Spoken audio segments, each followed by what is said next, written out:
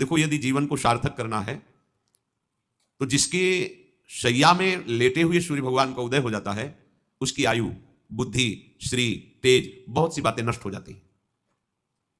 अगर आपको जीवन में चाहे लौकिक उन्नति प्राप्त करनी हो या पारलौकिक, प्रातःकालीन कम से कम सूर्य उदय होने के 2 घड़ी पहले, 24 दूनी 48 मिनट, अभी सूर्य उदय होने में 48 मिनट है, आपने सैया छोड़ दिया, इसके आगे सूर्य उदय होने के 48 मिनट पहले आप सैया से हट जाएं।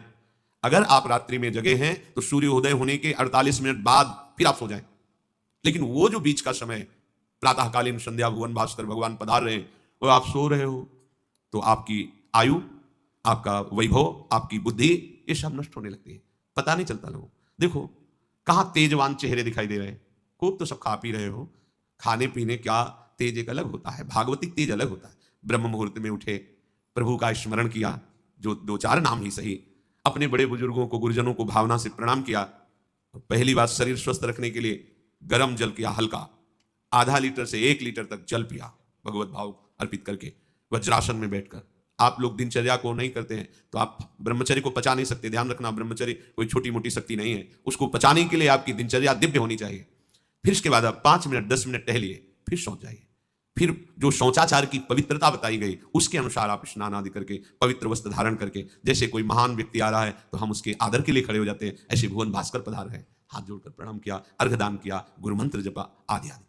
अब पड़े हो आप कि हम तो 2-3 बजे तक जगे हैं, ऐसा अगर आप भजन में जगे हैं तो भी सूर्योदय के समय आप उठ जाइए।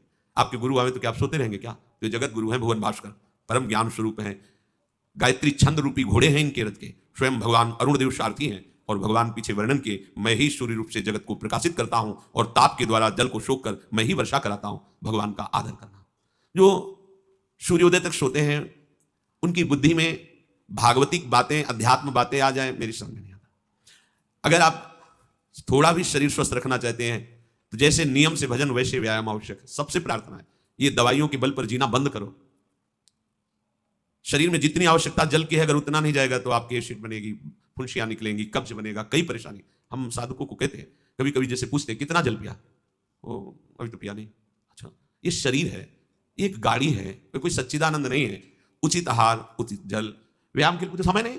और 10 दिन बीमार पड़ोगे फिर देखो, आप कहते हैं समय नहीं है, हमने अपने बीमार स्थिति की दिनचर्या को बताया, शीत धाम की 2 बजे उठना, जो आपको बोल रहे हैं ऐसे ही दिनचर्या करते, और 45 मिनट व्यायाम, इसके बाद तुरंत प्रणाम करके वृंदावन की परिक्रमा, फिर आके श्री जी की मंगला, फिर आके 9 बजे तक गुरुदेव भगवान की सेवा में, फिर वहां से आके श्री जी का श्रृंगार, फिर भिक्षावृत्ति आदि 12-1-2 बजे तक। कोई चाय, कोई पानी, कुछ ऐसा कुछ नहीं कि बाल भोग, कुछ नहीं था ही नहीं। जिंदगी में 100 ग्राम दूध नहीं खरीदा कि भाई हमारा दूध बन, कभी नहीं ऐसा। पर कभी ऐसा महसूस नहीं हुआ कि मैं बहुत कमजोर हूं।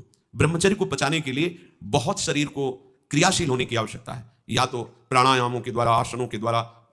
अब ना आसन है, ना प्राणायाम है, ना व्यायाम है, और फिर क्या, कैसे भावना आपकी भगवत भावना बनेगी? तो एक प्रमाद स्थिति, एक छिन्न भिन्न खिन्न स्वभाव, नहीं बात बनेगी। अध्यात्म का साधक जो होता है नवीन खिला हुआ कमल जैसा, मुख प्रसन्न तन तेज विराजा, कीने रामचंद्र कर का, कोई असाध्य रोग, कोई बहुत पीड़ा, वो बात अलग है। नहीं तो ऐसा वो जैसे कमल खिला होता है ऐसे खिला रहता है। क्यों? हर समय चिंतन सही, आचरण सही, सब कुछ सही।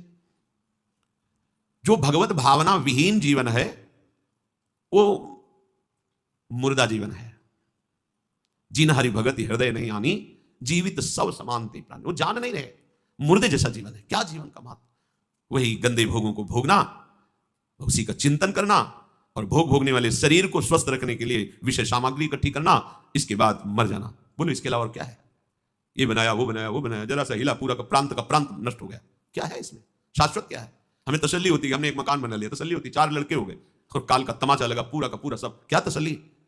हृदय को तसल्ली तब दो जब नाम चल रहा है, राधा राधा राधा राधा। दिनचर्या ही नहीं बन पा रही है आज के इस नए समाज की, दिनचर्या ही नहीं बन पा रही, भगवत भावना ही नहीं है। देखो, अगर परिवार में रहकर के आप भगवत भावना नहीं करते तो सब परिवार में रहकर आ सकते हैं, सब